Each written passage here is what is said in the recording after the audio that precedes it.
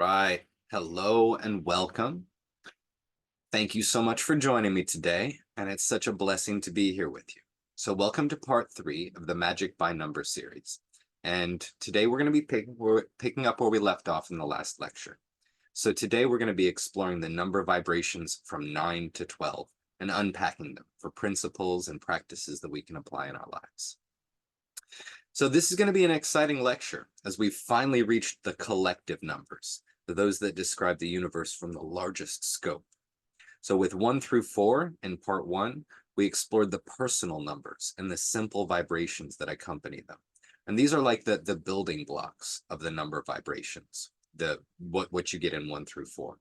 Now with 5 through 8, with part 2, we began to explore the composite numbers. So each of which blend the vibration of the simple numbers, and they describe fundamental relations between them. So in 5 through 8, we see how the bits relate to one another. This is in the local level of interaction. Now, with 9 through 12, we have the global or collective numbers, and they give us a chance to explore the nature of the dreaming and how the human experience fits into the largest picture of the world. So before we launch into it, I'd like to take a moment to explain the dreaming. This is a powerful insight, and it's counterintuitive for modern people. And while it sounds abstract, this is one of the most practical things you can learn on your journey as an awake human being. So we are all dreaming. Right now, we are dreaming the world into being.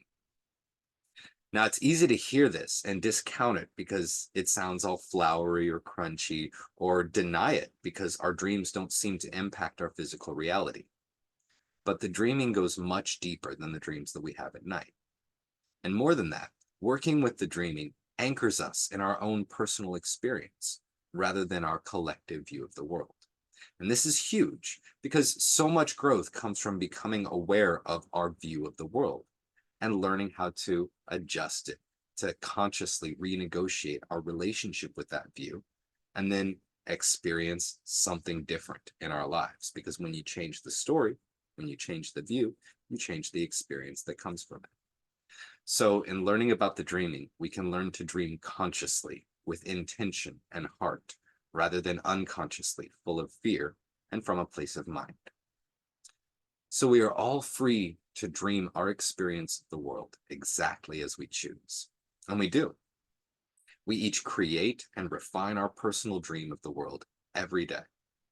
And at the same time, we coexist as a network of interrelated beings. We make a collective dream of this space, and we dance together along the journey. So we have our personal dream. That's how we see and feel about the world, what possibilities we recognize, what we allow in, what we allow ourselves to strive for, what we expect and believe. And this is a collection of stories about the world that offer us a sense of identity and history. They give us place and purpose in the world. They give us meaning and context. And in addition to our personal dream of the world, we have the collective dream, which is shared amongst all within a culture. And in fact, that's the structure of culture itself.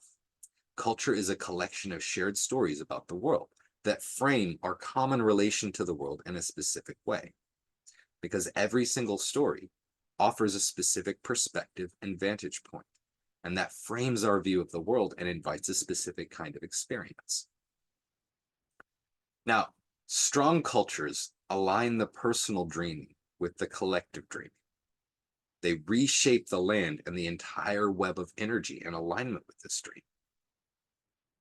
Healthy cultures balance the personal dreaming with the collective dream. They give each person both space to dream as they will and a means to contribute to the whole. They give each person a channel for meaningful, constructive expression of their personal dream in relation to the surrounding culture. Now, it's possible for a dream to be healthy without being, or for a culture rather, to be healthy without being strong.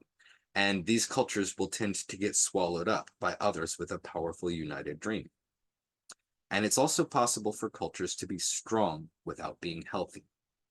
So to do this, the culture must coordinate the collective dreaming towards the desired ends. Essentially, strong cultures tend to hijack the dream so that the collective dream of the world is misaligned with the needs and the values of the individuals. And we live in a world of strong cultures and hijacked dreaming. I mean, it's all we've ever known. We've been raised to think this is how the world is. This is human nature. This is progress. But none of that is true, right? So there is no single inevitable true dream of the world. And we're not caught up in the momentum of the grand dream and powerless to change it.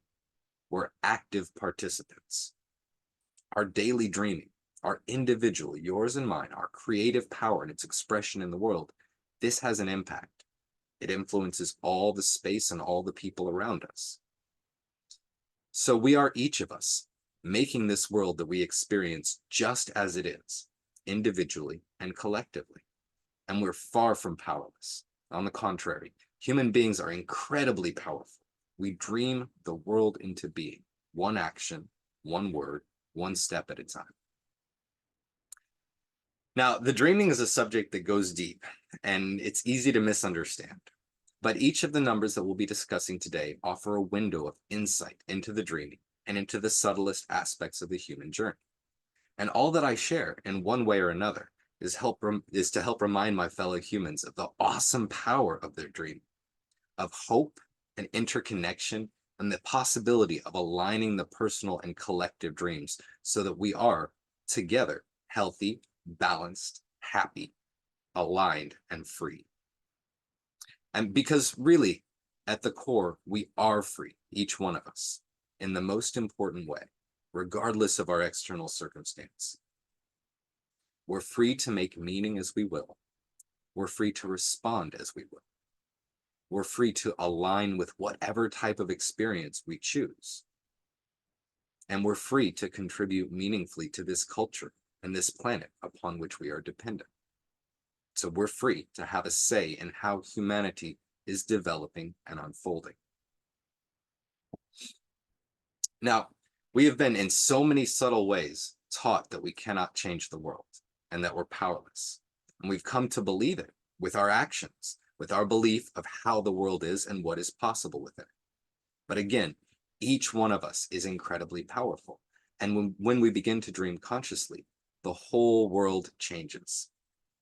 And the more of us that begin to cultivate consciousness in our dreaming, the stronger this frequency becomes in the collective. So it's time. It's time to heal our relationship with the dreaming. And this is not only something that each of us can do right now, no matter what is happening in our lives, it's also the core of the whole human challenge. We are at war with ourselves and with one another because our dreaming is hijacked.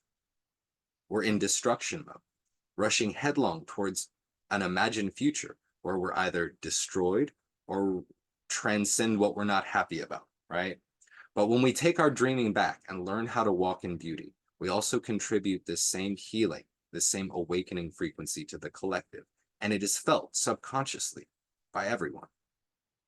So this is my mission, to free the dreaming, to help heal our relationship with the dreaming, to offer this knowledge and insight so we can once more take the creative power of our lives in our own hands and use it to create an alignment with our needs and values.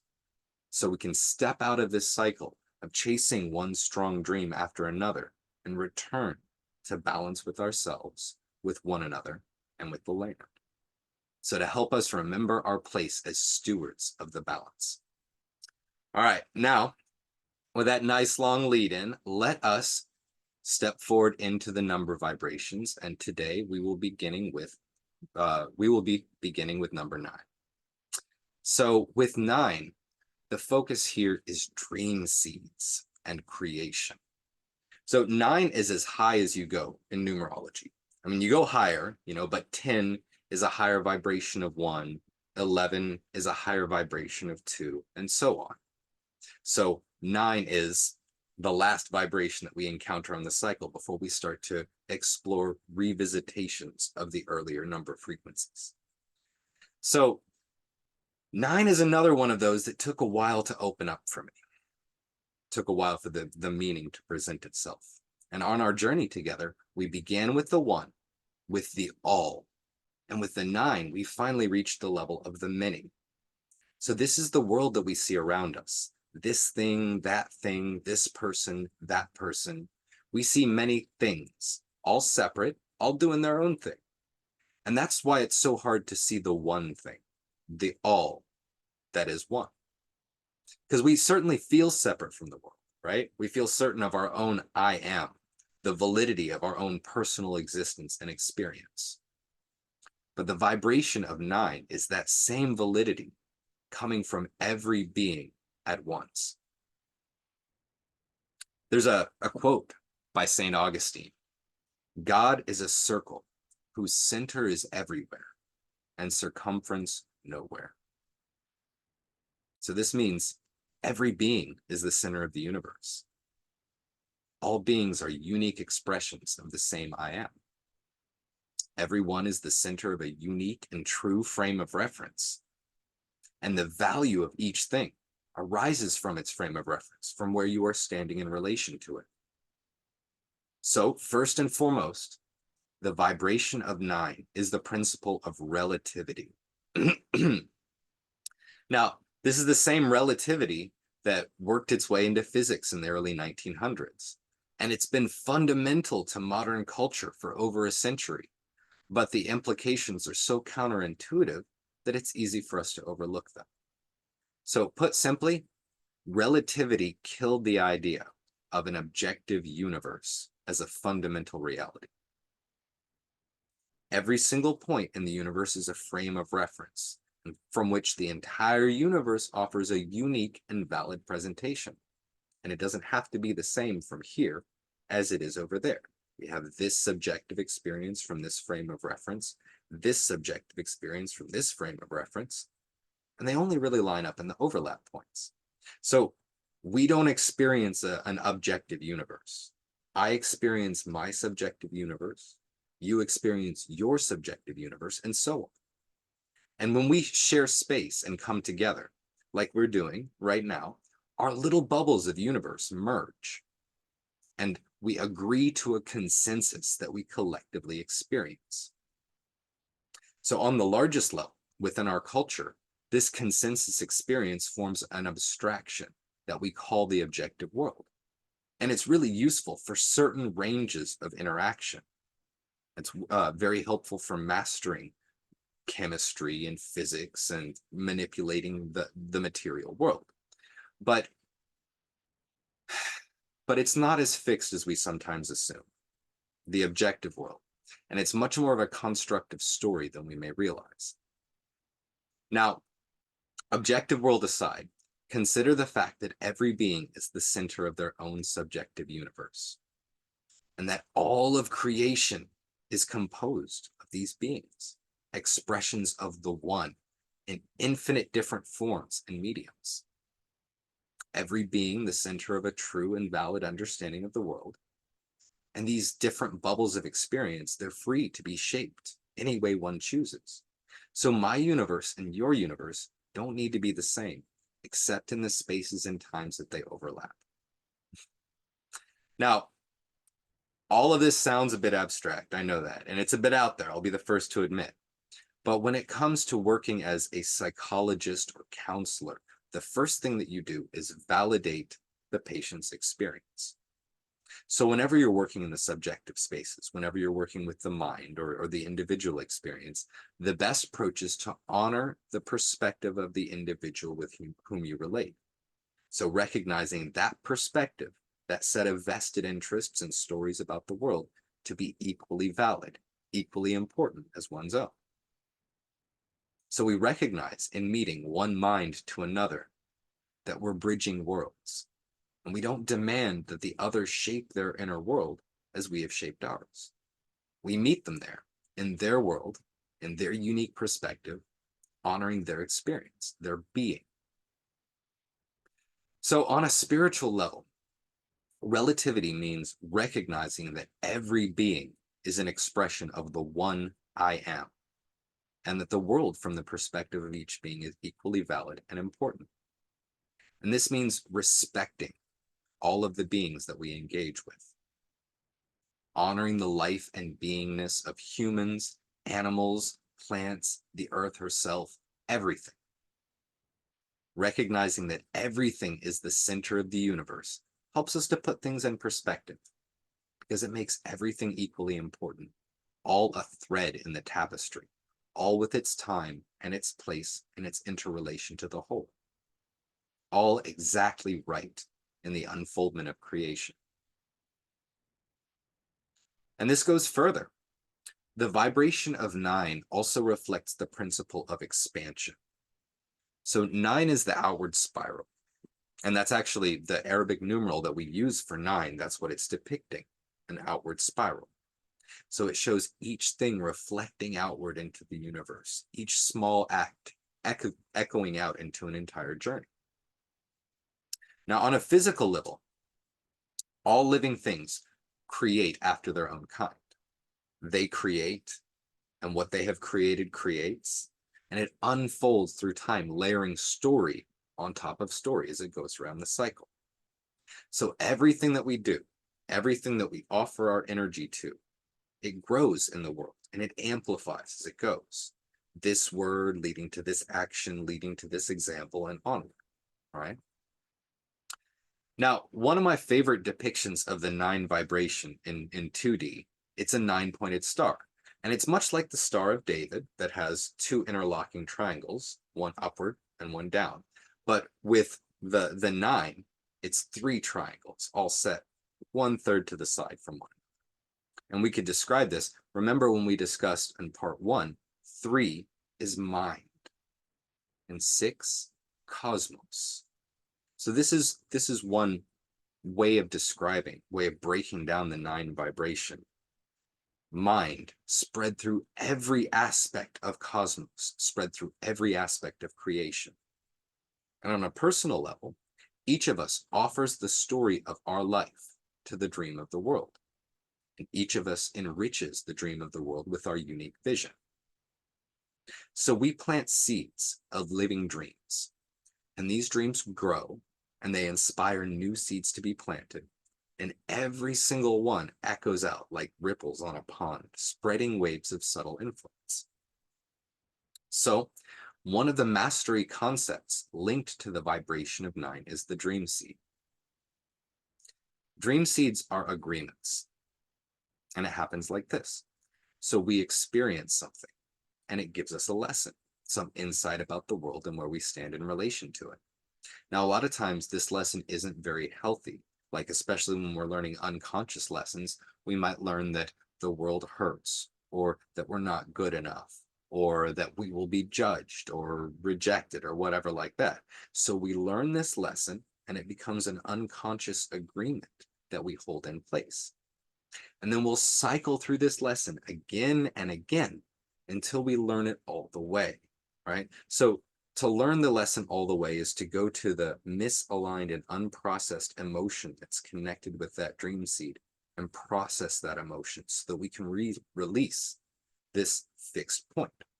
Because up until then, the lesson is a sticking point.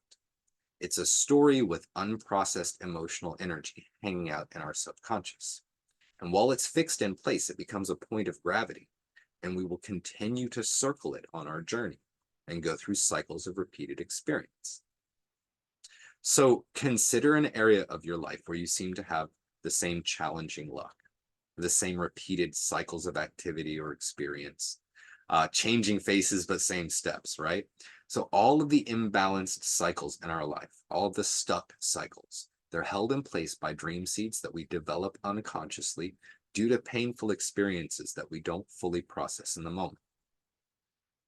Now, with shadow work, we can clear these dream seeds and create space to bring new cycles into our lives. And with clear intentions, with an awareness of what we're doing, these next dream seeds can be conscious. They can be aligned with our current values and needs. So in simple terms, dream seeds are agreements that we make with ourselves about the nature of the world and our relation to it. And we often make these agreements on an unconscious level. So we learn gut level lessons and play our same role in cycles of repeated action without even realizing it. And since it's unconscious, it just seems like this is how the world is, how the world works for us, until it comes into our awareness and begins to shift, which happens as we grow. The dream seeds mature with the light of attention and with the light of consciousness. So when you craft your dream seeds with open eyes, the world becomes a very magical place. I mean, we're still working in this same physical space with all the same practical limitations, but we're also working on the level of the dreaming. We're also planting the seeds of the future within ourselves, cultivating them inwardly and aligning outwardly with the path with which they are in resonance. Now, culturally, 9 comes up in quite a few different places. Like one of my favorite expressions of it is the 9 realms of Norse mythology, 9 worlds, 9 different qualities of experience. Another is the Enneagram. So this is closely linked to numerology, the way it's commonly expressed. The Enneagram is a description of personality, character, values, and function in 9 steps, so connected to each of the 9 number vibrations. But both of these, both the 9 realms hung upon the limbs and roots of Yggdrasil and the Enneagram, they would take a little while to really dig into. So today, it'll be easier to share 9 as the center point of the 8. All right. So in Chaldean numerology, none of the letters have 9 associated with them. There's 2 different types of numerology, and I should probably mention that before jumping into this. There's Chaldean, which derives from the Babylonian tradition, and then there's Pythagorean, which derives from the Greek tradition. And in many ways, they're very similar. But when it comes to numerological calculations for the letters, for like the letters in your name, the Chaldean numerology assigns the value of numbers to different letters than Pythagorean does. And in Chaldean numerology, it's 1 through 8. You only get 9 by addition. So in the Chaldean expression, 9 is an expression of completion, the culmination of the cycle, the 8 parts bound together as a one thing.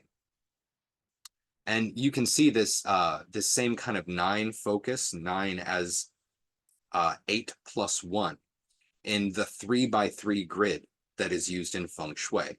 So you have the 8 trigrams, which I described in our last lecture. They're arranged in a circle, and the space in the center is the 9th, that single point that all of those 8 are focused into. So as the 8 and 1, 9 describes focusing the perpetual motion of 8 into a single point, into a seed, which drops more seeds and continues to contribute its uniqueness to the garden of creation. So it reflects, from this perspective, the principle of expansion. And again, every single thing that we do ripples out into the world, influencing one thing and the next like a chain of dominoes. Now, there's no way we can anticipate all of the indirect consequences of any action that we take or any word that we speak. But we can operate from a place of respect for all those that we engage with, knowing that this will lead us to the best possible consequences. We can honor the balance and honor our own truth, our own nature, and offer warmth to all that we can. We can practice gratitude for the blessings that we receive in this life. And we can, in other words, operate from the feeling and intention and vibration that we would like to receive in turn from the world. So my favorite practice for this is an attitude of celebration. And in these terms, celebration is to cultivate a mindset of savoring, to make savoring our baseline. And in this sense, savoring means taking in the beautiful bounty of life on purpose, intentionally. So placing oneself in the way of beauty, remembering every meal, every breath, every moment of experience as an incredible and precious blessing. And counting those blessings, remembering that we're blessed when we're not hungry, when we're not thirsty or cold. We're blessed to have a place to sleep at night. We're blessed to have people to share the journey with. We're blessed with this one moment of life. So savoring is to take sensual pleasure in the nuances of life and in this one moment of experience. And it leads us to honor the moment of interaction with each being, to remember that each single moment in each being is precious, sacred, and to honor that to the best of our ability. So the practice of celebration is to cultivate this attitude of savoring and spread it throughout our lives, through every little thing that we do and every little way that we meet the world. To honor the many is to honor the one. It's to recognize the one in each being that we engage with, to recognize the sacredness of every single moment and of all life, and to conduct ourselves with warmth and respect and authenticity in all our relations. So the more that we meditate upon this, the more that we attune to a space of gratitude and grace, and the more it fills every single moment of our lives with richness. So the practice of celebration is one beautiful practice in the vibration of 9. And on a practical level, it's important to mention that this is best practiced between bouts of shadow work, because you don't want to run from your feelings. They don't go away. And we can be tempted to intellectually bypass or spiritually bypass, say, no, I shouldn't be thinking that way, move away from an uncomfortable thought or something like that into something that's more comfortable. But honest processing is key. Holding space for ourselves when we're triggered, looking inward at the stories to find the roots of the outer world cycles. So instead of leaning away from the intense emotions, the way to address them sustainably is to lean in, to allow them to come, and to take time to process our feelings whenever they arise. So this is where the real magic happens, the real healing. It's processing old, stuck cores of emotion and reclaiming the personal power that's linked to it, so that we can use that personal power to create a different kind of experience in the world. Now, shadow work is a subject all in itself, and it's basically learning to step back and notice what we're feeling and what we're experiencing and start connecting the dots. And it requires us to humble ourselves again and again as we go layers deeper into ourselves, coming to see loads of things that we were unconscious of before. And it shows us how we've been creating situations that felt like they were just happening to us. So shadow work involves seeing unconscious stories and emotions and finally recognizing how they play out in our outer world experience, and then taking accountability for these things inwardly and outwardly, processing each of the emotions that arise for us as they arise, and renegotiating our relationship with new areas of awareness as we become conscious of them. And shadow work is the key to conscious growth and healthy transformation.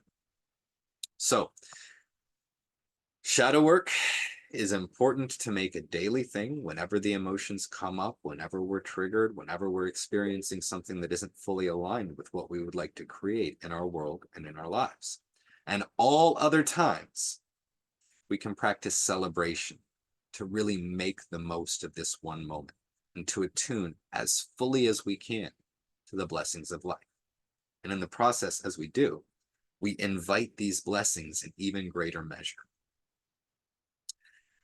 Now, I could just go on with 9 and make that the focus of the whole lesson today, but we're here to get an overview of the rest of the numbers through 12. So I will jump forward to number 10. So this is one that I really, really like because, as I mentioned, 10 brings us back to 1. 10 is a higher vibration of 1. So just as 9 represented perfection by culmination in the Chaldean system, 10 represents perfection in union in the Pythagorean system. So perfection in the Chaldean system, 9, means we've established the full range of creation. Perfection in the Pythagorean system, 10, is the next step where the many comes into harmony and forms a higher level unity. So as I mentioned, the vibration of 10 is a higher expression of 1. So 0 raises the magnitude of the one, expressing that one on a higher scope. So consider here the cells that form your body, right? Each cell is alive. Each is following its own nature. If given a nutrient medium and something to adhere to, your cells would continue to live and reproduce and grow and divide and live their little cell lives, even without the rest of their body, or rest of our body, rather. So they are their own living beings. And they are members of the one thing of your whole body. So from this perspective, 9 is your body as a collection of cells. Each of those cells a living being that is conscious in its own range. And 10 is your body as an expression of your whole being, many cells composing a coherent whole. And this is an illustration of principle. This is one of the amazing qualities of the world. Many things come together to form a one thing. And this one thing has a sense of identity, a sense of being something distinct from the rest of the universe. So this happens as human beings. We form a one thing out of the many members, the many parts of our being. And it happens on every level that you look at. So you can see it in superorganisms as well, like colonies of many multi-celled individuals, like ants or bees or termites or such, coming together to form a one thing, which is like a person, an individual being. And it has a sense of identity and unity in its relation to the world. So just as our cells are members of our body and constituents of our being, so are we cells in the vast organism of the human species.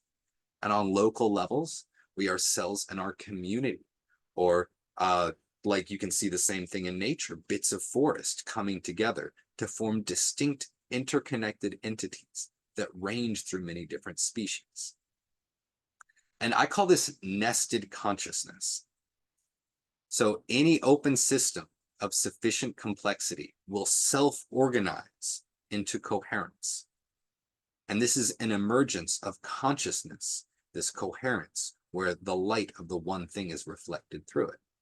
So the greater and more complex the one thing, the more completely and in greater detail that it can reflect the fundamental light of the one, which is consciousness, spirit, I am. Now, I know that all of this sounds really complex, and we're talking about it in very abstract terms here, but kind of a simple way to say it is resonance establishes functional unity. So why are you a separate being from all of the rest of the universe? It's because the members of your being are more in resonance with one another than the other bit around it. So by contrast, this is a whole, a being, a system. And that's what we identify with, what we experience as our personal body, personal dream, personal situation. So functional unity means a one thing, and it establishes identity as an element separate from the world and with a drive to maintain this unique existence. Hello, Tammy. So synchrony, when the many bits come together and synchronize, it establishes a one thing. So synchrony is resonance, coherence. It's an alignment of the vibration of the various members to form a whole. And it's just like many players come together to form a symphony, and each of them plays their own part in the piece. So the cells of our body are in structural, chemical, electrical, and genetic resonance with one another. And they're more aligned with the vibration of one another than anything else around. So this common vibration makes them operate as a coherent and distinct system, right? Now, the coherence of this system is directly proportional to the health and proper function. So that means when the various bits of our being become misaligned with one another, like, for example, head going one way, heart another, body another, then our health suffers. So resonance is the underlying mechanism to energy healing, because it brings the various aspects of the body and being back into coherence with one another. And Although the body is a beautiful illustration of this, resonance doesn't stop with the internal environment of the body.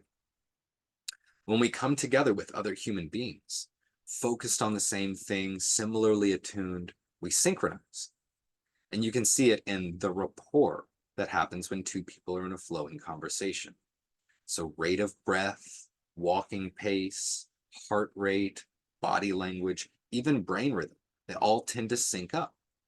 And you can see this in people who are attending a symphony together, that their brain rhythm, their rate of breath, all of that will tend to reflect one another, even though they're not directly interacting. They're all engaged with the common symphony. And you can also see this kind of thing with a mob gathered in the village square. We align with one another when we're synchronized to form a one thing that, after a fashion, has a life and will of its own.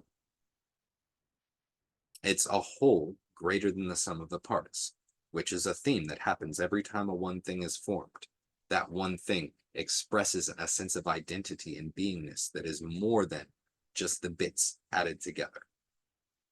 So this is the principle of synchrony, and it's a fundamental property of the universe. So it is the tendency for the many to self-organize, to form a one thing, a unit, and the natural tendency for this one thing to reflect the primordial one, raw, fundamental consciousness. So it's this principle of synchrony that we see at work in the formation of life itself, and it's a tendency towards increased sophistication of the one thing to more completely reflect the full light of the one.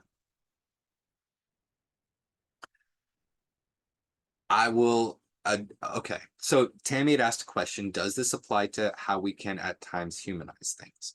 And I would say that not exactly. So in our experience, everything that we experience is alive because we're only experiencing ourselves. We're experiencing reflections of our own conscious, and we're experiencing it from the frame of the human experience. So we lend our humanity to everything that we engage with. And in a way, this is part of kind of like the 9 vibration, recognizing the equal validity of this other thing. It's also a reflection of our biases and distortions, because we will tend to assume that the life and being that we engage with has the same kind of way of relating to the world as we ourselves understand. So humanizing things isn't necessarily what we're talking about here. What we're talking about here is how the many parts come together to form the one, right? So when you are speaking with an individual and you tune in, you match pace with them, you can pace and lead. You can form the same rhythm, same step with them, and then move a little bit faster, and they'll move a little bit faster. So that's what we're really talking about here. The tendency for things that are dancing together to come into synchrony with one another and then behave as a one thing, where all parts of that one thing are moved equally to the common tune. So this is really one of the things that makes human beings so incredible. We attune to one another naturally, and we can attune to anything that we place our attention upon. So when we do it passively, reflexively, we call it empathy. We synchronize on subtle levels, and we create a shared bubble of thought and emotion, a shared bubble of energy and a collective view of the world. So we can make use of this principle in many ways. We can use it for healing. We can use it to step into leadership. We can use it for counseling, creating a shared mental and emotional space to meet the one in need. For storytelling, we can use it to create a shared space of vision, to transmit inspiration, to transmit a new view. So whenever we come together to form a one thing, and we will naturally do this when we operate from the heart center, by the way. When humans come together and form a one thing, we're stronger, we're more aligned, we're healthier, we're more. So as humans come together and synchronize, our power multiplies exponentially, not adds. 2 people synchronized, working together with common heart, common intention, are as powerful as 10 individual beings. So this is why it's so important at this time for us to come together and to share our intentions and to form tribe again. And I'll come back to that in a moment. So in some cultural expressions, like the 10 shows up in the Kabbalistic tree of life. And it's a setup that's very similar to the chakras, going from the base of the spine up to the crown. But within the Kabbalistic tree of life, a few of the chakras are divided into a left or feminine expression and a right or masculine expression. So this gives 10 different energy centers, 10 different centers of perspective or ways of relation to the whole that taken together show the whole range of creation. And the Greeks in the Pythagorean mystery school, they showed this in a similar way with the tetractys, which if you can think about how bowling pins are set up, they're set up in a tetractys, and that's a hexagon in the middle with one in the center, and then one on each of the 3 points to form a large triangle. So each of these maps, they describe the full range of human energy and life as composed of 10 centers or 10 fundamental elements. And with each, the 10, yes, a little bit like that. So this backdrop behind me is the seed of life, and it shows lots of different geometric interactions with it. So that's one of the reasons that I like it, because I can unpack this into many of the different maps of infinity that I like to share. So with both the Kabbalistic tree of life and the tetractys, which I won't be getting into fully today, the 10 there is a compact overview of the vibrations of all of the previous numbers from 1 to 9. And these 10-base systems, they hint at the fractal nature of creation. So they basically show us how the same pattern repeats on larger and larger levels. So to recap, we have the principle of identity or synchrony, and that's resonance establishes a functional unity. So the synchrony of the many parts creates a one thing. And we can hack this tendency with synchron. This is a Balinese word, and it means consciously synchronizing with people or animals or plants or bodies of knowledge or skills or anything like that, but consciously attuning and matching vibrations. So in order to move into this state, we have to let go of whatever we're holding on to and enter a state of inner receptivity. You could call it flow state. I like to call it a state of invitation. So it's a blend of inner surrender and allowing with full awareness and active engagement. So the state of invitation is a Zen-like ability to make space between the thoughts and then listen inwardly for the subtle impressions that arise from the depths of our genius. And from here, we can hear the language of all things through the stillness at the center.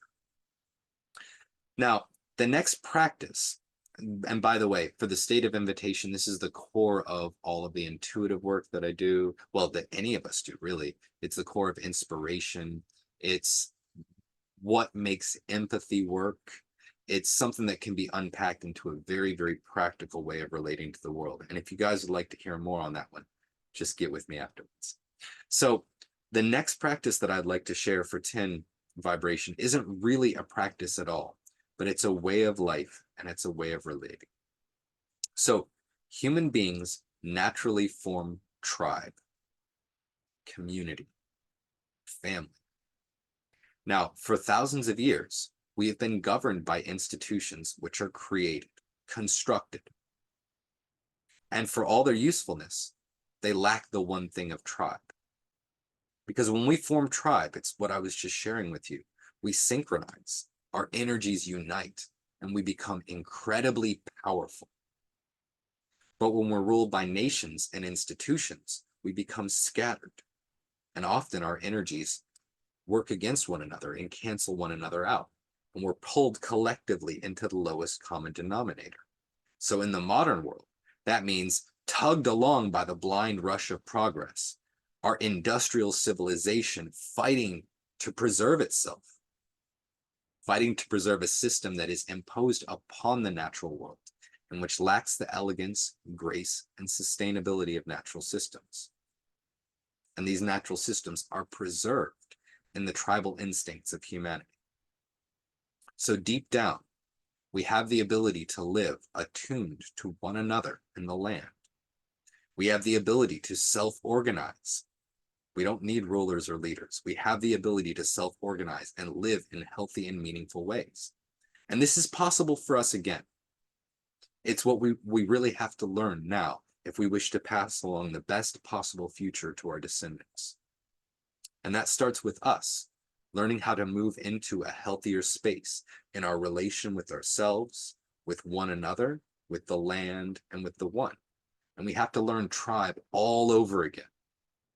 Because it might be harsh to say it, but we've spent thousands of years now living like children under an authority that takes all the work out of it. So we have to learn, again, how to relate with one another like healthy adults, how to collaborate and weave our genius together to make amazing things happen. Because that's the biggest challenge we have as human beings. We're so incredibly powerful. Our biggest challenge is to work collectively and effectively for the interest of all. Because if we can work together, we can accomplish anything, anything. But it's so challenging to get us on the same page. So my answer to this is to start small, to create pockets of conscious community, growing through inner work, accumulating around nuclei of conscious awareness. And eventually, hopefully, we can gather into small communities that take responsibility for growing and creating all that we need to survive. So a new model of conscious community begins with a common vision of right relation. And it extends to the fulfillment of our physical needs by partnership with the land. And inviting those who feel called to a more meaningful and personal connection with the community in the land. So it's time now. It's time to make tribe. And it may seem like the wheels of change are slow and that the changes we envision as necessary will never happen in our lifetime. And maybe that's true, but we can plant the seeds. We can preserve the knowledge and offer clear voices, aligned vision for the generation to come. We can sow the seeds of healthy, aligned, empowered community. And we can pave the way for a return to responsible self-organization after millennia of domestication. Now, there are a lot of us waking up to this, right? We have so many solo journeyers finding mastery in their own way, wizards in their own personal silos. And this is amazing, but it's time for the next step now. So it's time to come together and share our magic and weave it together into a new view of the world, which accounts for all that we see and makes space for magic and hope and freedom and joy and a healthy, meaningful relation on all levels. So this is connected, as I said, to the vibration of 10, moving beyond the personal to make a conscious one thing that is actually aligned with the bits that compose it. All right, so again, I could talk about that one for a few more hours, but for the moment, I'm going to go ahead and move on to 11. So my title for this, for the 11 vibration, is the I and I, right? And when we say the I and I, if you ever hear the I and I, it's talking about the big I and the little I. The big I, the I am of fundamental consciousness, and the little I of individual consciousness. And for example, the practice of yoga, the whole goal of the practice of yoga is to form a yoke or union between the little I of individual consciousness and the big I of universal consciousness. And within this connection, which is inherent, it's part of who we are as human beings, it's part of our true nature. Within this connection is incredible power and access to vision and knowledge and depths of experience which go way beyond what we see on the surface. So As you can tell, 11 is one of my favorite numbers, and it is the only master number that we'll be discussing in this lecture. So in numerology, the master numbers, 11, 22, sometimes in modern expressions, they will include 33. They're not summed to a single digit. So like if adding up the days of adding up the digits of my birthday, I come to an 11. With most numerological calculations, you would add the 1 and the 1 together and you get 2. But because 11 is a master number, it is interpreted as both a doubled frequency of 1 and a higher frequency of 2. It's like it's got a special category. So 11, in most discussions of the principles of the universal laws that are associated with each of the number vibrations, I have heard 11 associated with rhythm and an expression that all things in the universe follow a rhythmic pattern. But I approach this a little bit differently. I do agree that the principle of rhythm is incredibly powerful, but I see that as connected to 4, the cycles and the phases of the cycle, the periodic nature of these cycles. So with 11, what I see is the principle of correspondence. And it's again, the I and I. As above, so below. As without, so within. The microcosm reflects the macrocosm. And what you hold true on earth, we will hold true in heaven. So the outer world is a mirror for each of us of our inner world. And this principle of correspondence, this principle of reflection, is active throughout all of nature. So every single level and scope of nature borrows from the same underlying template and is an expression of the same underlying forces. Just like every single being is an expression of the one, the same one. So correspondence shows the same patterns again and again in larger and smaller scopes as far as we can see. Now, I have a term for this. I call it fractal articulation. And so the universe plays out a pattern and expresses the same pattern in more complexity and detail in the next level of density, same pattern in more complexity and detail in the same level of density, and on, all the way down, all the way up, as far as we can see, and hinting at the same even beyond the horizon. So it's fractal because each level shows the same shape, and it's articulation in terms of this is how the universe takes shape, how it forms from the one to the many. So every single level reflects the level above and below. Now, this could be described as holographic as well, because in a hologram, the very, very smallest bit is an image of the whole. So every single part reflects the whole with a unique expression according to its nature in relation to the whole. So correspondence, as I've been describing it here, this is a core principle in Hermeticism. It's the philosophy that underlies astrology, for example. We see the planets in the sky as an expression of the fundamental forces in human life. So outer world reflecting the inner world. And this same correspondence, although it might seem abstract and highly philosophical, is extremely practical. Because any microcosm can be used to reflect whatever aspect of the macrocosm that you want to tune into. So this is what intuitive readers do. This is my day job, by the way, an intuitive reader.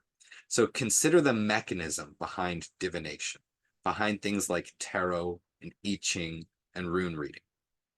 So the tarot, for example, it's a symbolic representation of the entire universe, and it forms a microcosm. Now, a reader shuffles this microcosm while tuning into a specific question or subject. So the shuffling introduces randomness while we're synchronizing with the area of inquiry, but nothing is really random. This particular vibration that we're synchronized with is expressed through the body and through the subtle motions that we make when we're shuffling the cards. And the microcosm will end up reflecting that vibration of what we're attuned to. So the body, attuned to this subject, it unconsciously aligns the microcosm with what you're holding in your field, because the body always does this, right? The body can be used as a pendulum, like to be read directly or to tap into deeper levels of intuition. If you listen to the body, it will speak. So the body naturally shares this frequency, that of the specific question, with the microcosm of the cards, and then we do a spread. And the spread, how the cards come forth, will reflect the frequency of the larger situation. And they'll show in symbolic form how these energies relate to one another for this situation. Now, it shows it symbolically because it's impossible to make a microcosm with the same level of complexity as real life. The map is not the territory. But when you look at a symbolic simplification like this, you also get loads more clarity. You start to see the forest through the trees. Now, the human ability to attune to different things is really, really, really powerful, and it's also very subtle. And we can tune into anything that we direct our attention to, that we place the antenna of our intention upon and link in with. Now, like I Ching and runes and tarot, they're tools that help us to use this, and they're cool for two reasons. One, because really beautiful ones like I Ching and tarot and runes are like they're complete representations of the universe. So they're a symbolic description of the whole thing in balanced expression. So they contain books of wisdom, books of deep lessons about life and human experience and the world. Now, the second reason these are cool is because they help us to not need them. So divinatory tools they simply function to amplify and facilitate our natural intuition. So with practice, they help us overcome the need for tools and connect more directly, right? And the book of lessons that they offer with the symbols also helps to build a hermetic bridge where we start to see the theme in the specific. We start to be able to translate the implicit and the explicit with these maps.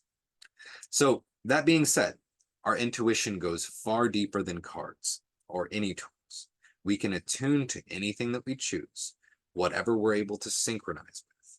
And that includes all potential thought, all emotion. So our attunement is the source of inspiration and vision, and it's the source of our connection to the dreaming. And with shared dreams, when we attune to one another with common dreams, we craft a collective world. So tuning into a vision and sharing that vision, these things are incredibly powerful.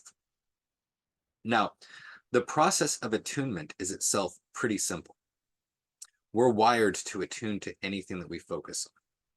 So like I mentioned, it's like sending an antenna of attention out to that one thing, maybe that one question or that one subject, and then waiting, allowing, entering a state of invitation where thoughts and impressions can arise, and then listening inwardly as they do. And it's a bit tricky because we have to learn how to do this in a relaxed way without forcing it, just allowing it to flow. And the key is really just to tune in and breathe, creating a little space within where once we match frequencies with a point of focus, whatever way those frequencies present itself to our conscious mind, whatever way we naturally shape them into the concrete concepts of lower mind, that will tend to bubble forth on its own. So it's just tuning in and breathing, allowing ourselves to match frequency with the point of focus, and then listening for the impressions that arise. Now, at first, if you're trying this practically, we will tend to try to push too hard. We'll tend to try to make it happen or not be certain about whether it's going to come. So there's this little resistance. It's tension, right? And tension blocks the flow. As we learn to relax and allow it to flow through, the next challenge that we'll run into is we wonder if we're making it up. Are we just imagining these things? Or we'll try to make sense of the impressions that come up, and in the process, introduce our own interpretation, and a lot of times introduce distortions based on our biases, based on what we expect that to mean. So again, the key is to relax and allow while fully present and synchronized to the point of focus, and then find a medium that allows you to bring whatever intuitive hits forth without excess thought. So I do this with speaking and writing. It's like channeling. You tune into that thing. For me, the experience is to get a thread and then to start letting it just flow out, not censoring, not trying to plan it, letting it form itself right at that point of release or expression. So this is a very personal art, but it is one that every single human being can do. And when you learn this, it can be applied to every single aspect of life to dramatically increase performance, clarity, awareness, insight. Just, it's unbelievable. If I were to explain the depths of it, you wouldn't believe me. So anyway, this same process of attunement, it's used so many different ways, like in human history and in different cultures. And one of my favorite expressions of this is in the work of the bard. So bards were the musicians and storytellers of Celtic culture. They were the historians, and they carried news through the villages and towns. And whenever they landed at a village, they would play their songs, right? And each song, it carries a lesson, it carries an insight and a core of emotion. And the performance is then a relationship with the audience. So when the performer is attuned to both the desired message and to the audience, it provides a common point of focus, a common feel. It synchronizes people into a one thing and offers a powerful journey experience, like a healing and balancing for all the people involved. So the art of the bard is to attune to the people of the village and to see what's needed, to see the perspectives and stories of the people there, to see where things are aligned, where there are bits of conflict or fear or anger, tension, sadness, jealousy, all the human things that can come up between people and create knots, essentially, points of fixedness and lack of coherence. So the bard would then choose their songs carefully, finding medicine of the heart and mind, prescribed to the people of this village at this moment, with this particular situation, this complex and nuanced network of relationships and interconnections. So in addition to the audience, the bard attunes to the song, to the emotion, to the meaning. And in the performance, the bard becomes a channel for this specific frequency. Now, there's deep artistry and magic to this. Being able to see the frame of story and emotion and offer just the right frequency to invite new vision or bridge old divides.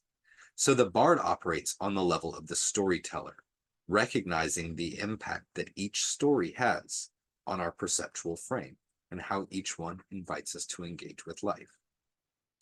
So the bard operates on the level of the dreaming, just to go back to our introduction here.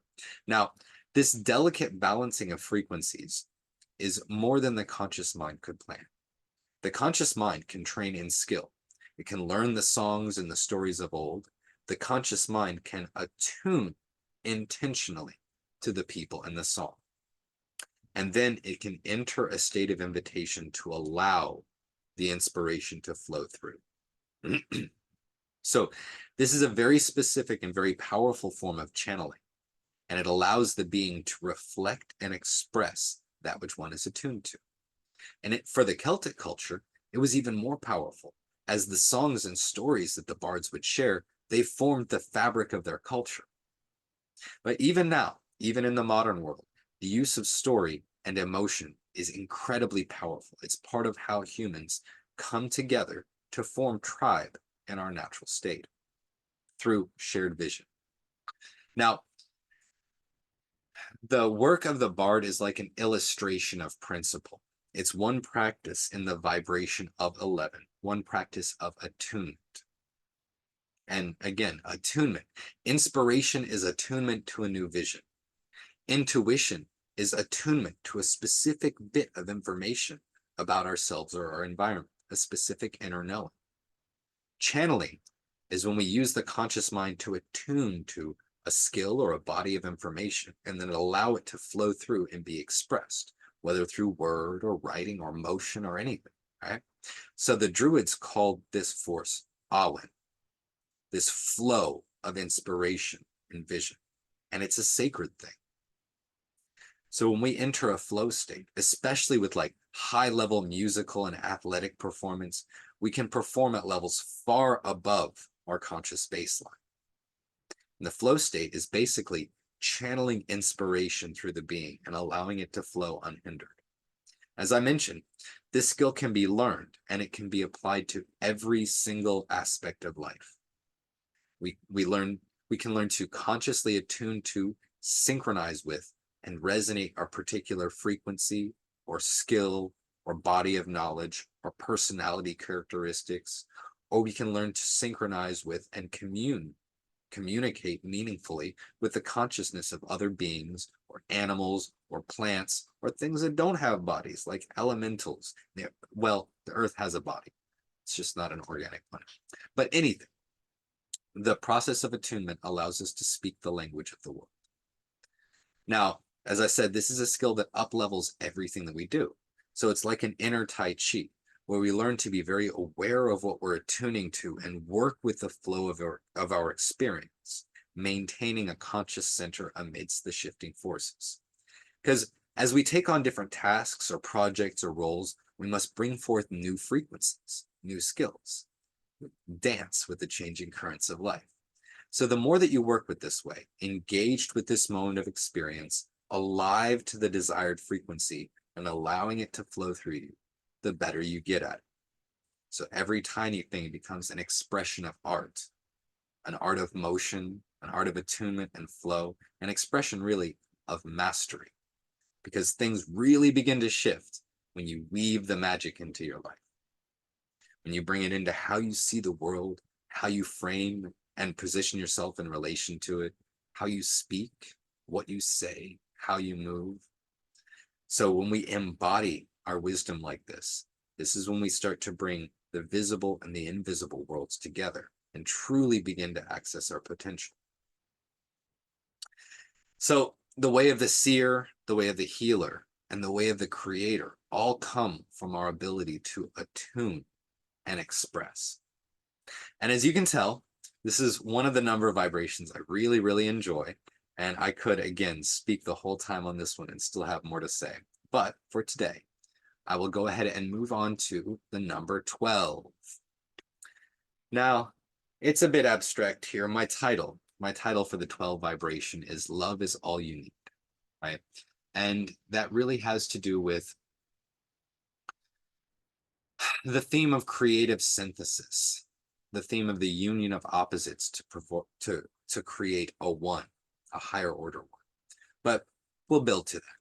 So number 12 is a big one, right? Number 12 is a composite number, and it has special relationships with 1, with 2, with 3, with 4, 5, and 6, right? So the value of 12 in numerology is 3. So that's the 1 and the 2 added together. So overall, the energy of 12 is that of action and the unfoldment of creation. Now, 3 is linked to mind, to creation, to the principle of motion, and 12 is the 1 expressed in polarity, expressed in 2. And it's brought into specific action, that 1 and the 2 coming together to form 3. And it's a perpetually unfolding dynamic equilibrium. It's the 6 times 2. And it's also, and if I'm throwing too many numbers at you right now, don't worry, I'll unpack some of this in a moment. 12 is also 3 times 4, right? So with 4, we have the 4 phases of the circle, the 4 elements. And with the 3, we express each of these quarters of the cycle in 3 steps. We express each of these 4 elements with 3 faces, the beginning, the middle, and the end, right? So 3 qualities expressed in 4 elements. And we have this diagrammed in the zodiac, which I will break down a little bit more as we move. So my favorite way to describe the 12 vibration is as the faces of the manifest. We see the journey around the wheel played out in 12 steps, 3 steps per quarter. And as I mentioned, one of the handiest stories to unpack these 12 steps is the zodiac. So the zodiac is a division of the space around the earth into 12 equal segments, kind of like orange slices, right? And each sign in the zodiac corresponds with a month. And each month has its own quality due to its place in the cycle of the seasons. And again, this is a beautiful illustration of the cycles in nature as well. Like year after year, the seasons pass in the same order, the same 3 months for each season, and still each year is different. Each year becomes the foundation for the next as we move in our spiral path. So once you understand the cycle, you get a sense of context, or where you are in the journey and what sort of experience it's leading to. And yet, each turn around the spiral is new and fresh, a unique unfoldment of these cycles in a specific way among these specific beings. Now, with this in mind, remember that this cycle is the same cycle that we've been describing this whole time in various ways with each number vibration. It is the circle of the one. And the more fully that we understand this circle, the more that we understand the template for every journey that we ever go on, large and small. And every day is a journey, right? Every month, each new connection in our lives, each new subject to explore, each new skill to develop. Learning the one journey helps us to see the nuances of the current expressions of the journeys in our lives. And this helps us to position ourselves accordingly with open eyes, right? So this is beautiful, deep, integrated wisdom that arises from learning the cycles and from letting this understanding of these underlying patterns grow roots into our lives over time. So in the zodiac, we have an archetypal arrangement of 12 around the wheel. 12 signs, each 1 month, one section of the sky, and the unique quality associated with this point in the season. So this is 6 yin signs and 6 yang signs. Now, the air and fire signs are all yang. So air and fire are yang elements. The earth and water signs are all yin. So the earth and water are yin elements. Now, yin likes to work with yin, and yang likes to work with yang. So each of the 12 signs are paired. They make 6 sign pairings. And earth signs are always paired with water signs. And air signs always paired with fire signs. So you have the complementary pairings in the same yin or yang, right? Now, there are some basic alchemical lessons that jump out just with this structure already. So for example, the water of emotion is best focused and channeled by earth, by practical, grounded, consistent effort. The action and passion of fire is fueled by the vision, planning, and strategy of air.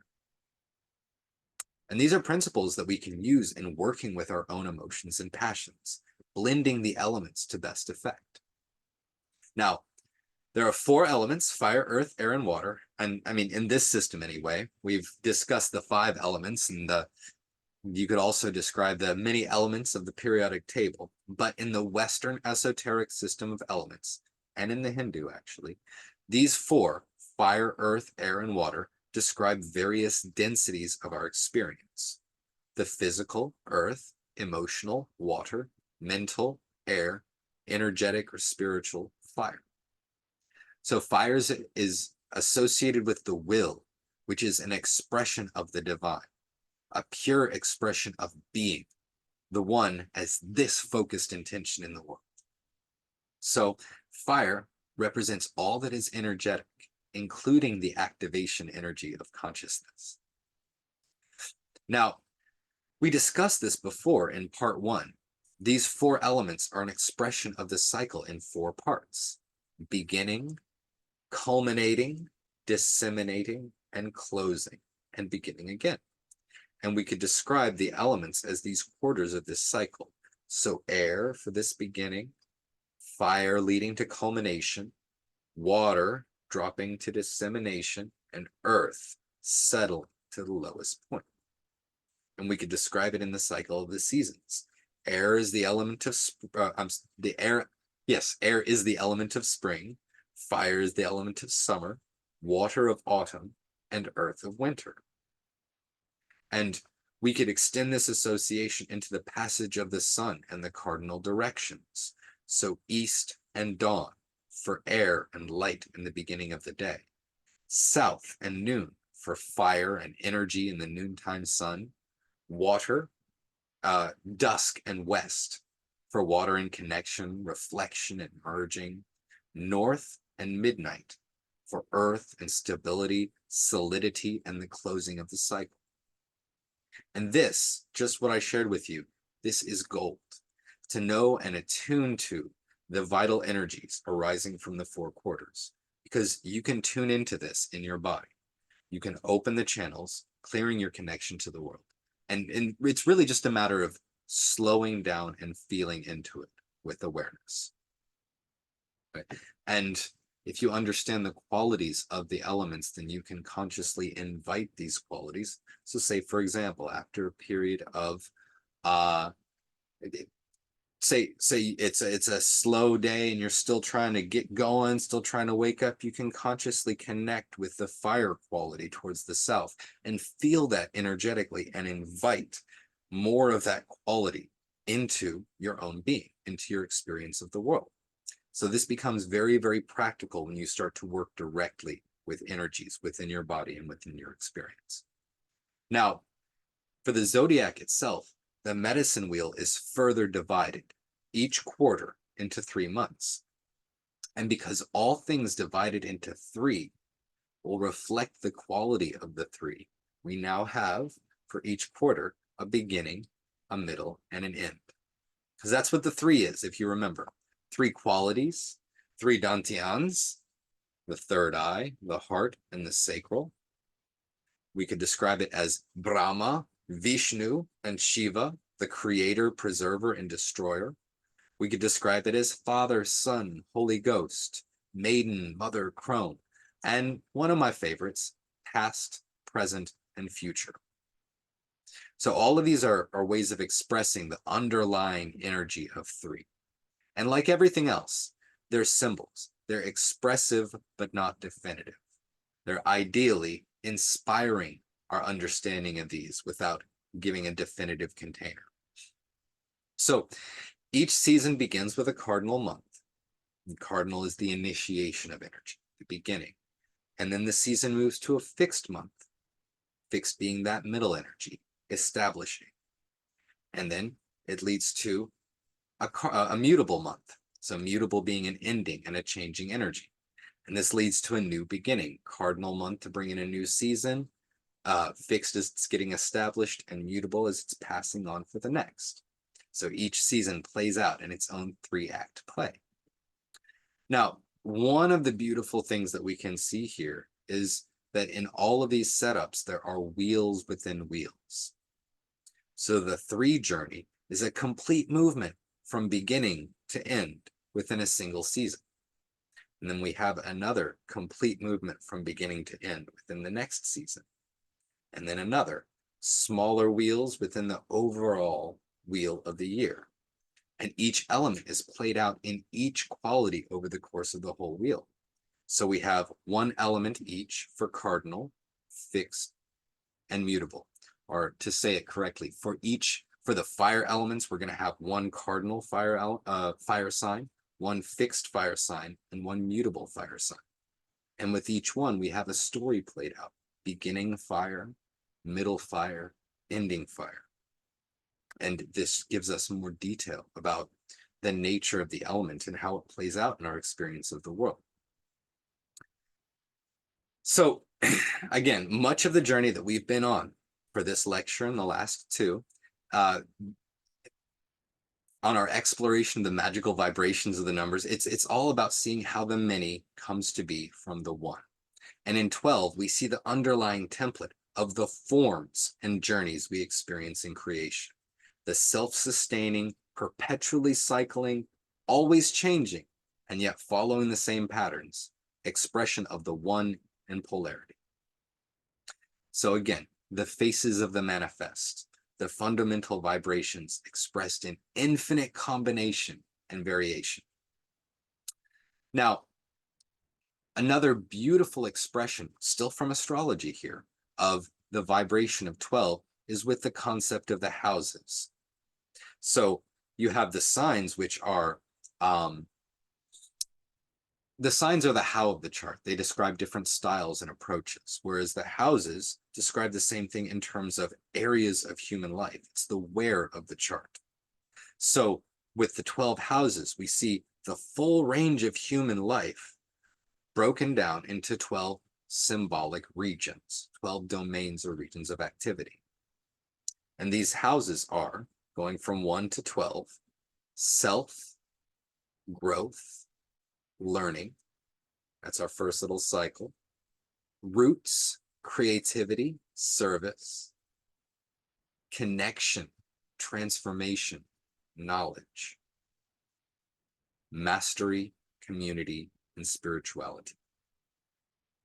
So these are the 12, and this is not how you're going to often hear the 12 houses described, because I'm breaking it down into the most core qualities of them. So each of the 12 houses is paired with the opposite house in the chart. So first house, house of self, is paired with the 7th house, house of other, or house of connection. The second house, growth, is linked with the 8th house, transformation. The third house, learning, is linked with the 9th house, knowledge. The 4th house, roots, is linked with the 10th house of mastery or impact. 5th, our creativity, is linked with 11th, our community. And 6th, service, is linked with 12th, spirituality. So together, these 12 houses form 6 axes. And these 6 axes could be linked with the 6 fundamental human needs.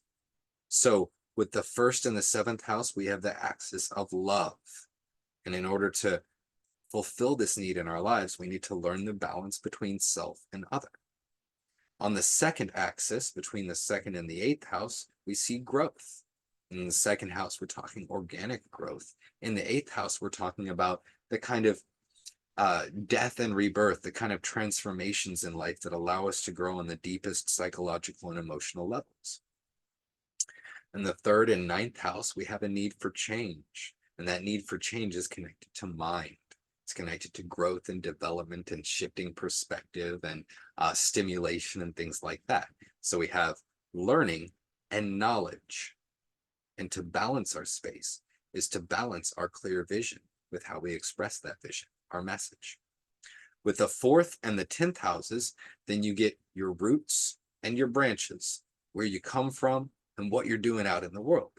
And these two, they depend upon one another.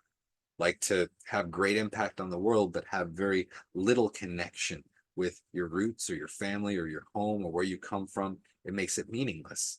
And to have a great personal connection and strong tribe, but not ever do anything about it, then it's falling short of what you could offer the world with. So again, 4th and 10th, roots and impact. 5th and 11th, creativity, our personal voice, our unique offering, and the world that receives it, and how we contribute to this unfolding story in the world. So this is where we find our sense of meaning, right? And then we all need contribution, and that would be the 6th and the 12th houses. So with the 6th house, this is the quality of service. And with the 12th house, this is the quality of, on a visceral, spiritual sense, our connection with all that exists. So again, I could unpack this a whole lot more deeply, and I'm just trying to give you a quick overview right now. So an overview of the houses as the 12 expressed in areas of human life. So with this framework, we have a window into the full range of the balanced human being, the areas of our lives and how these areas are linked to one another. And that's one of the things that I love about exploring these perspectives. Um, the picture of the inner human experience that I have just shared with you in the signs and the houses, this is more complete and balanced than anything that we've come up with in Western psychology so far. And it shows the value of the top-down approach in subjective studies. So recognizing themes and patterns amidst the myriad of details. And there are a few things that we can unpack for practices within the vibration of 12. But very quickly, it'll be helpful to understand the idea of Hegelian dialectics. And that's comes from philosophy, and all the philosophy stuff sounds complex, but this doesn't have to be too complex, and it's really helpful. So Hegelian dialectics is basically a model for how cultural change happens. And I like to think about it in terms of interactions between stories or worldviews. So thesis, antithesis, synthesis. And that's basically it right there, right? So thesis, you have an initial idea.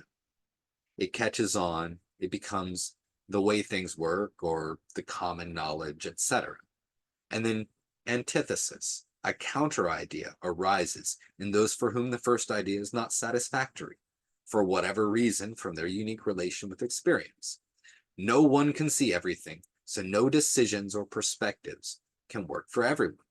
No one answer will be right for everyone, and every single story or perspective is an answer to certain needs.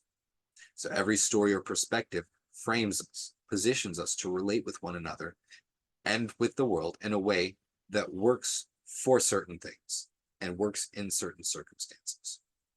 So whatever thesis there is, there will be someone for whom it doesn't fit their connection to the world. The thesis or dominant paradigm will leave an unmet need on some level. And when this pressure of unmet need is great enough, we will seek out alternative perspectives, alternative stories, and approaches. And culturally, if a new perspective arises that gains resonance, it becomes counter to the prevalent paradigm. So thesis, antithesis. Is it this way or that way? Now, the natural course of these things over time is not for thesis to win or antithesis to win, but because each of them is expressing a valid and important viewpoint, to integrate them both into something new, a synthesis that, again, well, hopefully expresses the perspectives and needs that both sides were expressing. Now, this same way that things, flow and shift and develop over time, the reason that I like this vision of the dialectics is that it shows us snapshots of our current moments, our current stories, current situations, and how they shift in really profound ways over time, right? So we might believe this is the case or this is possible. And then we get, I don't know, disappointed and we find out this isn't working. Maybe we got to do that, right? So the key is really integrating this perspective and that perspective, integrating the core desire with the outer expression. It's always about transforming the situation by embracing it. So no perspective is final, no approach is fundamentally true. All of them are relative to our specific experience, and our experience is changing all the time. So every model of the world that we come up with is temporary. The map is not the territory. Every belief or image that we have of the world is a thesis that will soon be met by an antithesis, which will be expanded into a synthesis as our scope of awareness steadily grows. And it never stops. Each swing of the pendulum bringing more depth and more nuance, history, and context. So this reflects the perpetual state of creation, each thing inspiring the creation of another thing, inspiring the creation of another, and all of them interrelating to form an ecosystem. Creation leading to more creation, leading to more, and then forming together a web of living energy. So consider the father, mother, and child. Because in 12, the reason I'm describing the Hegelian dialectics here is because of the 1 and the 2. So we have here the father and mother. and the father and mother come together to form the child. So between the two, they produce another being, a unique expression of life which blends and transcends the qualities of the parents, and which can go on to bring new life into the world. So this is the quality of 12, the union of opposites to produce a higher order pattern, to produce life. So from the tension of the balance comes the fuel for creative synthesis. This is part of the fundamental structuring of creation. It's expressed at every level, from the lowest to the highest. Now, I've spoken a bit about astrology today, and it's not really the core of what I'm sharing, but it is a really it's a beautiful practice within the vibration of 12 for two reasons. So first, it offers a deep familiarity with the cycles, an implicit and archetypal journey. And second, when we reflect upon these underlying energies, when we then observe how they how they are expressed, how they play out in our lives, we begin to learn a very important skill. And this is the ability to translate the implicit to the explicit and vice versa. So the ability to see the theme underlying the specific situation and to see how themes are likely to unfold into situations. So each symbolic map of the infinite, right, it can be expressed in infinite different ways. So as we learn to translate between the implicit and the explicit, we start to see more clearly how these fundamental forces and these underlying themes unfold into the actual of our experience. And what arises in the deepest parts of this journey is an appreciation for the season of all things, for the beginnings and the journeys and the endings, an understanding of how the cycles play out and blend together and lead one to the next. So this helps us to see the beauty of the underlying pattern and what emerges, or I can say what has emerged in me, is a sense of faith and trust and an expansion of sense of self that makes me personally motivated to serve. And I think this is possible for all of us. And it comes not from astrology per se, but from recognizing the beauty and perfection of creation in its unfolding cycles, from seeing our place on the wheel and recognizing the wisdom of the spiral. Now, on a more esoteric level, which is really funny because we're in some pretty deep waters already, 12 is an expression of 3, which is linked to the art of invocation, prayer. So invocation, prayer, is the raw use of intention and emotion to invite certain qualities and outcomes into our experience. And this goes back to the tree of life, to source above and earth material below. And we, as the center, the meeting point, a point of agency that links the two. So invocation it's a higher expression of the magic of consciousness. It is the use of consciousness to qualify energy, to invite a particular feeling, intention, quality, vibration. It's an art of 3, and it's centered, if you're curious, in the third eye, in the point of vision. Now, just to make that a more complete description of Hermeticism, there are 3 sister arts that come together. Invocation, which I've just described as the art of 3, prayer, inviting a particular quality into our experience, working directly with emotion and intention. Then there's alchemy, which is the art of transformation. And this is centered in the heart. It's a study of the 7. And the 7 are the 7 threads of creation, the 7 chakras, the 7 fundamental tones, colors, etc. So we have the primary colors up here with invocation, and then the threads, like the colors of the rainbow, that are then used to form the manifest things that we experience. So alchemy is a study of 7, of the threads of creation, of working with the underlying energies that are woven together into the specific, and it's centered in the heart, the point of connection and transformation. And astrology, as I've been describing it, it's the classical study of the 12. So the lowest and densest expression of magic in terms of describing the nature of the manifest. And the arts of the 12 are centered in the sacral.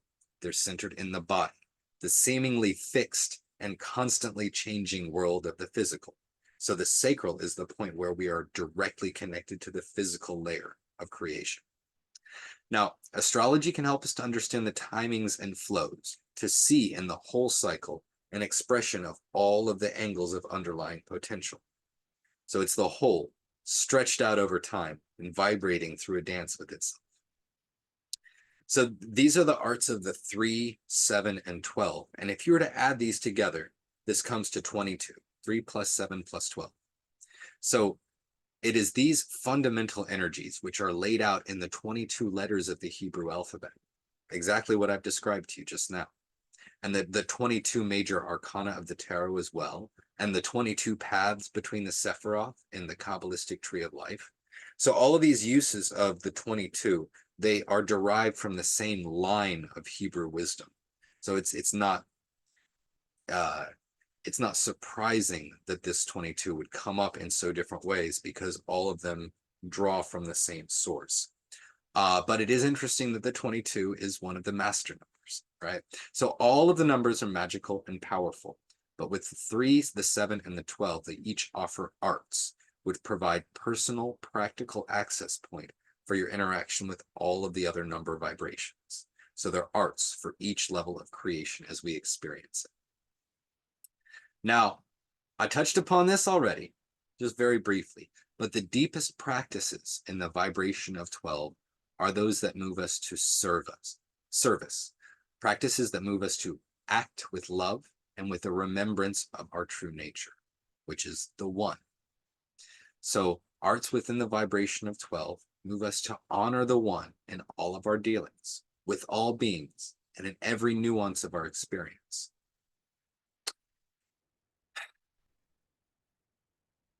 The arts of the 12 attune us to what is in the Toltec practices called the will of the eagle. You could call it the will of the world. You could call it the will of the one, the unfolding power of the one in creation. Because this symphony of creation is in perpetual unfoldment. Every being precious, everything passing in its own time and way. And there's a pattern to the flow that we can follow and attune with and move incredibly powerfully through the world. So in alchemy, there's a term, magnum opus, and this means the great work. So the great work has an inner expression and an outer expression. Inwardly, it's the work of self-transformation and self-refinement. It's the intentional cultivation of consciousness and the deepening of heart and mind. Outwardly, this work blossoms into some form of giving back, some form of service unique to our perspective, an offering that we alone can give, and ideally, an offering that is attuned to the culture around us and which contributes meaningfully to the flow of culture and creation. So our magnum opus, our great work, it might be something that others don't see. It might be a quiet human presence, support for loved one, offering ease in time of need. It could be something grand. It might be sharing your perspective or teaching ideas or whatever like that, accomplishing something in the world, building a business. It doesn't matter what it is. What does matter is that the magnum opus, our great work, our dedication to self-transformation and refinement and the expression of this higher vision in the world, it extends throughout every space of our lives, into every nuance, every moment, so that our very presence becomes an offering and our being becomes the great work. Well, I could continue on with this one, just like I could continue on with all of them, but now I would like to open the floor. What have you guys thought of this? Have you enjoyed our deep dive? How's it been for you?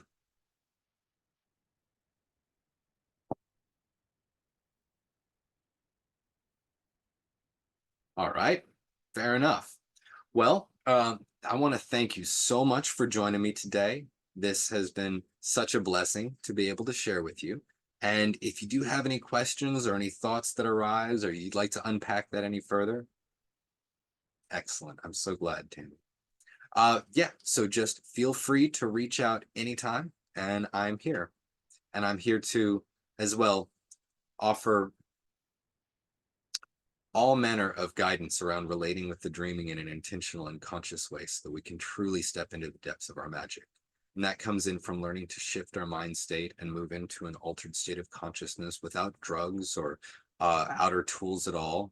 Learning how to process our emotions so that we can clear away dream seeds that have had us stuck in cycles of activity. Learning how to get present and use the quality of our presence to actually move through and impact the space in the way that we would like. Learning how to renegotiate our relationship with ourselves so that we can put our manifestation on automatic and invite beauty and blessing into our lives, and so much more. It's been so awesome. Thank you very much, brother. Thank you, Tammy. And feel free to reach out anytime. For now, I'll bid you goodbye.